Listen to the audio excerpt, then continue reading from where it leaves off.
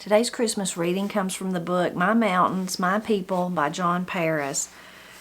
The title of it is Of the Chimes and the Gift of Life, and it was in Sylva, North Carolina. In our town, the Christmas chimes go skirling across the winter night, and sometimes they give voice to an old, old carol. The chimes are a memorial to a man who on another Christmas long ago brought the gift of life into a small cabin deep in the hidden hills. And when they carol the first Noel, the one the shepherds sang, there's just a chance that someone is reminded of the story the doctor sometimes told in those rare and treasured moments of things recollected. Of that Christmas long ago, only the stars and the spirit live on. The baby, the one to whom they gave the strange name, has been forgotten and become lost in the tides of time and indifference. And the others, the boy with a dream, the old granny woman, the young old woman who came to her hour, and the father who blockaded, have all passed on. But this is the way it happened. This is the way the boy remembered it years later when he spun out his last days as a beloved country doctor. This is the way Aubrey Nichols told it. He was barely 18 at the time, which was at the turn of the century. His brothers were doctors, and his dream was to be a doctor too. And he spent as much time with each as he could afford, watching and listening and reading medicine. He lived on the western border of the state, where the country was rugged and where the granny woman was usually preferred to a doctor, or else a mother struggled through her hour the best she could. It was the night before Christmas, and in his brother's home there was tinsel and the spirit of Christmas, although the brother was ailing with a cold that had tied him to the hearth fire for the past 2 days. Snow had been falling since mid-afternoon and was beginning to pile in deep drifts. A north wind herded the whirling flakes and drove them against the window. There was a knock on the door, and young Asbury opened it to admit a little old lady whose head was bound with a shawl. He recognized her as Granny Meg, a midwife in her 60s who was known throughout the countryside. "I've come for the doctor," she said. "Ham Waldrop's wife, Biddy, is laboring something awful. I've got the miseries in my hands and was afraid I couldn't catch the baby." The older brother, the doctor, explained he was sick and couldn't go. "But Asbury can go," he said. "He knows about as much as I do. Together you can see the woman through." And a moment later, young Asbury and the old woman slipped out into the night and began trudging through the snow along the tortuous miles to the cabin on Panther Creek.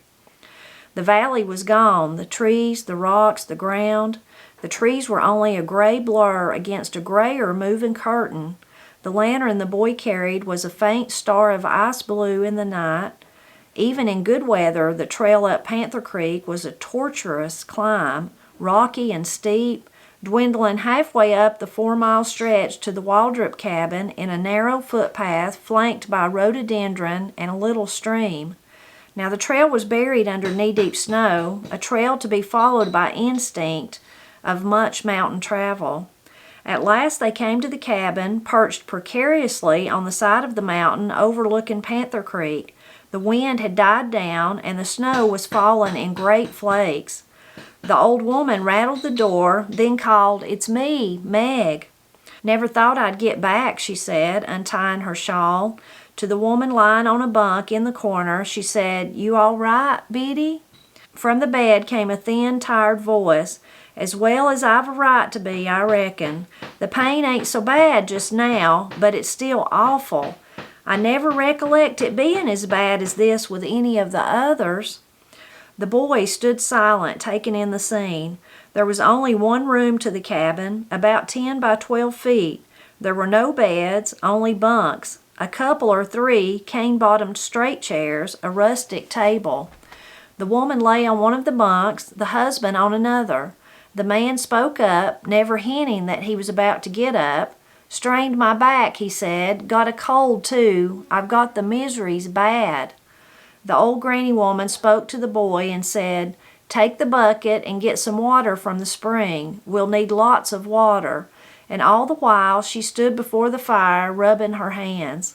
When the boy returned with the water, the old woman said, "It ain't enough. I've got the miseries in my hands. Seems like they're froze, too. Ain't got no feeling in 'em." The boy remembered what he had read in his brother's doctor books about what they had told him, but that all seemed strange now, and he was a bit scared. He wondered if he could do it right. Sometimes he remembered his brothers had told him you had to force the baby, and sometimes you lost it. The woman on the bunk cried out, and the old granny woman nodded her head. "I think her time is about come," she said. "You get over there and get ready to catch the baby. I'll tell you what to do." The moans grew into screams, and the woman's face was something awful to behold, and the boy bit his lips, and he felt hot, and there was moisture on his forehead. But he moved to the woman, drew back the covers, and swallowed the lumps that were big as his fist in his throat. "Is your knife sharp?" the old granny woman asked him. "It's sharp enough," he said. To the man lying on the other bunk, the old woman said, "Where do you keep the hog lard?" "In the cupboard." The man grunted, then said, "There on the bottom shelf, what there is." Then she asked, "You got any string?" And the man told her to look there on the mantel, and she would find a little ball wound around a piece of paper. There was a cry born of knifing pain, then a trembling whimper. The boy and the old granny woman bent over the convulsing woman. The two of them worked in silence, the boy suddenly strong with a newfound faith. Finally it was over, and the boy held the baby in his hands, and when it made no sound, he held it by the heels and gave it a whack that brought a tiny, thin cry, just like his brothers had told him to do. Later, much later, he lowered the squalling baby to the bed, now wrapped in a piece of flannel torn from an old but clean nightgown, and he tucked the covers about it as it nestled in the arms of the mother. The woman opened her eyes and tried to smile at him through the pinched skin of her young old face.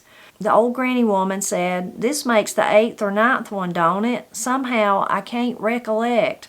Across the room, the man on the other bunk spoke up. "9, he said, "and I reckon this'll be the last 'un."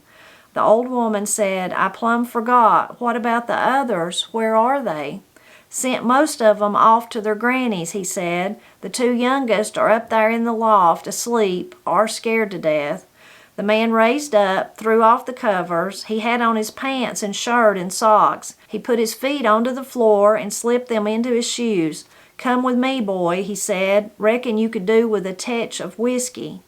The boy and the man went outside and back of the house to a little lean-to where the man produced a jug and a tin cup and poured out a cupful which the boy drank. Then they went back to the fire. "We was just talking about a name for the baby," the old woman said. "Biddy says she ain't thought none about it. What about you, Ham?" "I ain't give no thought to it either," he said. "Fact is, we done run out of names. Reckon there ain't no hurry. We'll get a name in time." The old granny woman shook her head. "It's got to be done now. You got one, boy?" she said. And the boy thought a minute, almost hesitant to speak the thing that had come to him, remembering as he suddenly did that this was a special night. "I don't know," he said. Maybe, I would call it Noel. Then folks would know he was born on Christmas." "I think that's a pretty name," said the woman with the young old face. "It sounds so gentle-like." "Never heard it before. I like it." For a moment she looked at her husband. "If it's all right with you, Ham, that's what it'll be."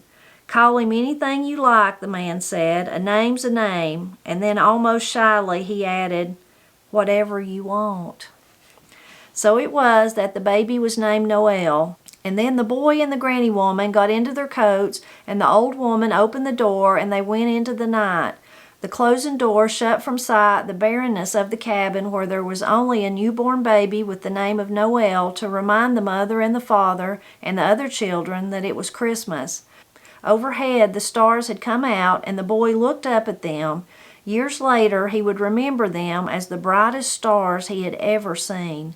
And now, more than a half a century later, only the stars and the spirit live on.